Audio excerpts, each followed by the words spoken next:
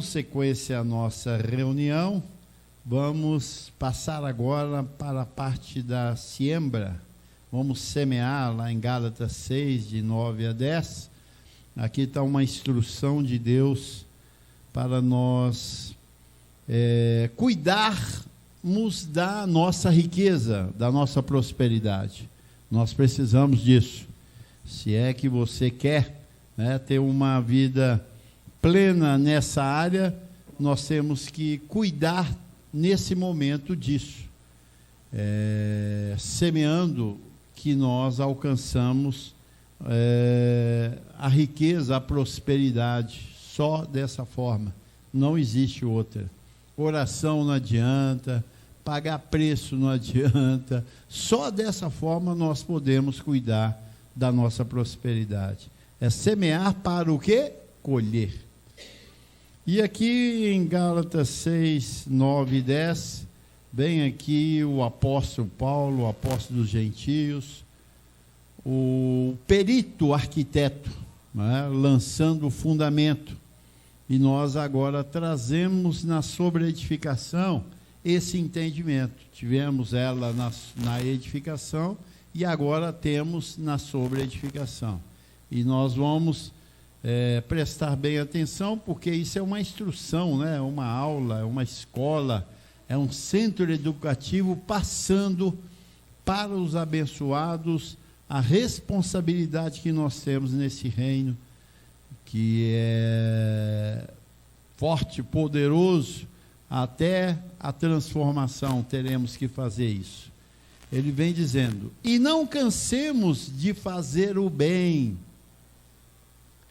porque a seu tempo ceifaremos, ao seu tempo, se não desfalecermos.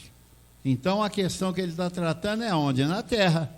Porque depois que você morrer, se alguém for a óbito aqui, antes da transformação, certamente não vai colher o que ele não cansou de fazer, que é o bem.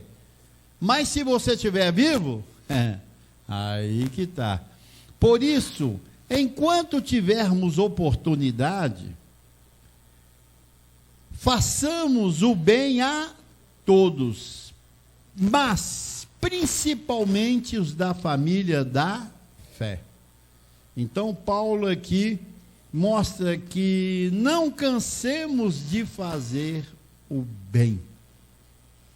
Por que ele falou isso? Porque ele viu alguns o quê? Cansados, desanimados. É o que acontece muitas vezes no nosso meio. As pessoas cansam de congregar, cansam de semear, cansam de fazer a palavra correr, cansam rápido. E aqui Paulo, sempre ele mostra o quê? Presente e futuro. Então nós temos que trabalhar com esses dois tempos, porque o que passou, passou. As coisas velhas, para trás fica. Você não tem que ficar lembrando de coisas velhas. Escuta aqui, olha, quando você está ocupando a sua mente das coisas velhas, você está perdendo tempo. Porque naquele momento que era para você ocupar coisas boas, presente e futuro, você está o quê? Deixando a sua mente ser depositada ali lixo, porque as coisas velhas virou lixo, para trás fica. Paulo diz, deixando o que se passou, caminho, deixando as coisas que já se passaram, caminho, para o prêmio da soberana vocação em Cristo. Então você e eu não podemos deixar sermos assaltados com o passado abençoado, porque ele ganha muitas horas na sua vida que deveria estar sendo ocupada de coisas presentes e futuras, porque são aqui nós esperamos. Nós deixamos isso passar e somos assaltados por tristeza. Quem lembra do passado, grande parte é para chorar. Não é verdade? Estou mentindo? Estou mentindo? Não estou, não. Quando você lembra do passado, geralmente a gente só lembra das coisas que não prestam. Não é verdade? Por que eu não fiz isso? Por que eu não fiz aquilo? Deixando as coisas que para trás ficam, prossigo. Não podemos pensar, é daqui para frente. Assim é? E nisso tem uma instrução do apóstolo aqui dizendo: não cansemos de fazer o bem, porque no passado fizemos muito mal, sem essa instrução, não é verdade? Sem essa instrução fizemos muito mal. Você concorda comigo? Concorda, porque estava em trevas, sem conhecimento, sem a glória. Veja bem, abençoado. Então, daqui para frente, com essa instrução, façamos o quê? O bem. Façamos o bem, porque fomos criados para fazer o bem, para boas obras. Não é o que diz Paulo? Que ele nos preparou de antemão. Ele diz: andemos nessas obras que ele preparou de antemão. Então você foi preparado, você foi criado para fazer o bem. Você diz: olha, engraçado que eu quero fazer, mas muitas vezes não consigo. Mas Paulo teve essa experiência também, mas conseguiu fazer muito bem. Então assim, sou eu, é você. Procura fazer o bem, não cansa disso, abençoados. Em qualquer situação que você tiver, procura fazer o bem ao próximo. E Paulo diz, principalmente os da família da fé. Como que você faz o bem, principalmente para os da família da fé? É fazendo chegar nele o quê? A palavra. É a única maneira que temos para fazer ao bem aos da família da fé. É só a palavra.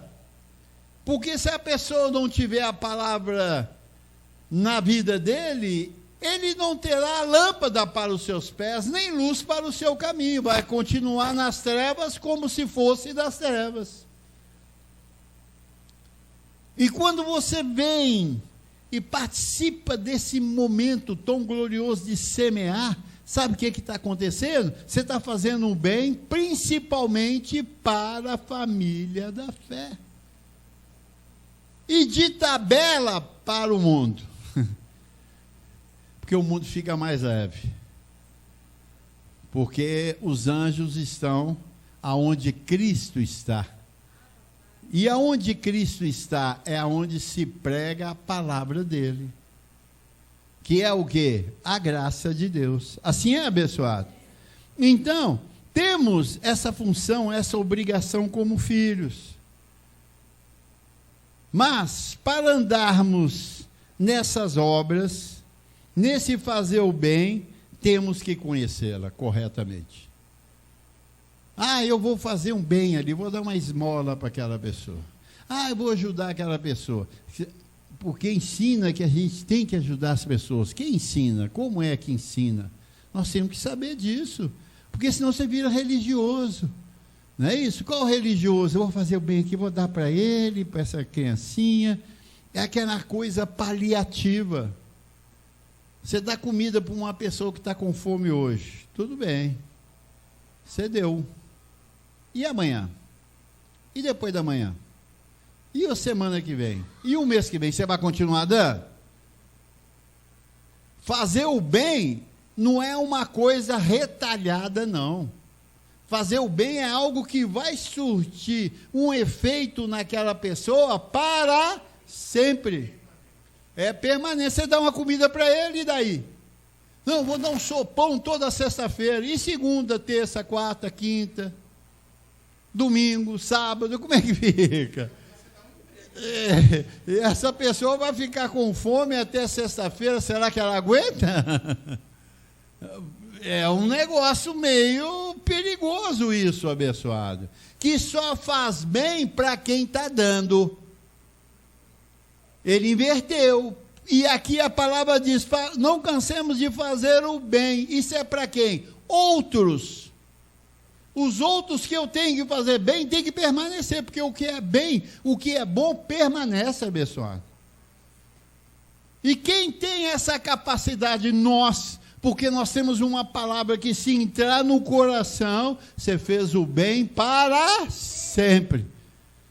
Aquela pessoa vai se tornar outra pessoa. Não foi assim com nós? Nós nos tornamos uma nova criação? Você precisa que alguém te ajude? Você está naquela de a filha da sanguessuga? Tem 2 nomes. Qual o nome delas? Dá. Você fica aí, dá esmola. Então, nós temos que saber qual o bem que nós temos que fazer. Quais são as obras preparadas de antemão que nós temos que andar nela. Senão, seremos hipócritas. Assim é o sistema com seus impostores, bispos, né? Que faz um mutirão. Vamos fazer um mutirão, o frio chegou, vamos fazer um mutirão, irmãos. Vão arrecadar roupa aí todo mundo vai com aquela carinha de santo, né? Compra lá 3, 4 cobertor, nunca ajudou ninguém, vai lá e dá o travesseiro, dá. Cadê a cama, o colchão? Não. Vai só. Não, tem que ter o colchão. Você dorme com o travesseiro no chão? Não. Como é que você dorme? Com a cama bem. Pois é. Você quer ajudar? Ajuda, meu irmão. Ou então deixa isso por conta do governo. O governo que é responsável por isso, não somos nós. Então, temos essa função de fazer o bem. Qual é a maneira de fazer o bem? Quando conhecemos, temos os olhos do nosso entendimento iluminado e semeamos para a salvação do povo. É pregando esse evangelho.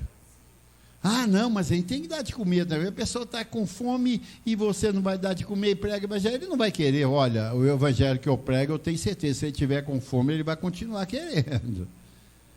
Porque eu explico detalhadamente. Depois que ele ouviu o evangelho, pode ser que até eu animo e pago para ele um almoço ali, tranquilo. Mas ele ouviu primeiro o bem, para depois o paliativo, que eu dei o almoço hoje e amanhã. Você vai dar de novo? Isso é hipocrisia, isso é coisa de fariseu. Então tem que ter boas obras, mas as obras do Senhor, né? Que são perfeitas, e semear algo perfeito, abençoado. Nós fazemos a palavra correr, e essa palavra é viva e eficaz, né? Ela não é, essa maneira de nós semearmos, não é produzida pela religião, pela lei. Que a lei, o que ela manda você fazer? Pagar dízimo e oferta. Isso é obras o quê? Mortas, obra da carne. Isso não tem valor. Nós não pagamos nada, porque nós não devemos nada. O escrito de dívida que era contra nós foi o quê? Rasgado. Não devemos mais nada. Não, vou pagar meu dízimo e minha oferta. Você está debaixo da lei. Isso não vai fazer bem para ti e para ninguém, né? E agora é uma coisa liberal. Eu tenho que dar liberalmente, semeando para que eu venha colher sem limites na minha vida. Porque essa é a vontade de Deus. Ó. É algum cliente, Alberto? Porque a vontade do Senhor é boa, perfeita e agradável. Se você está debaixo dessa graça, você realmente vai entender a vontade de Deus e vai começar a fazer boas obras e não vai se cansar. Que ao seu tempo, o quê? Ceifaremos. Você está aqui, meu irmão, com a intenção boa de semear e ceifar. Tem gente que fala assim, não, eu gosto de dar, mas eu dou não querendo. Fala, então tá, o que você semeou, quando brotar, você dá para mim? Aquela ação religiosa, né? Dando, como é que é? Sem interesse, tem uma expressão que eu olho aí. Não, dando sem interesse, né? Recebendo, dando sem interesse, o sistema criou isso. Eu dou, mas não quero saber quem. Estou dando porque eu quero dar. Essa não é a prática da graça de Deus. Que ele diz, e não cansemos de fazer o bem, porque ao seu tempo o quê? Ceifaremos. Então quem semeia quer o quê? Colher. Essa é a prática que Deus colocou na mente. Assim é? Vamos ficar de pé, fazer uma confissão e assim semearmos. Fazer uma semeadura dadivosa, com uma mente renovada, assim praticamos. Diga, eu recebo que ao semear, estou fazendo bem a toda criatura, mas principalmente os da família da fé, porque fazendo isso a palavra corre e chegue à mente dos filhos de Deus, aonde há de renová-los e levá-los à transformação da sua vida. Assim eu faço e digo, anjos, multiplica a minha ceifa. Abba, Pai, assim semeamos.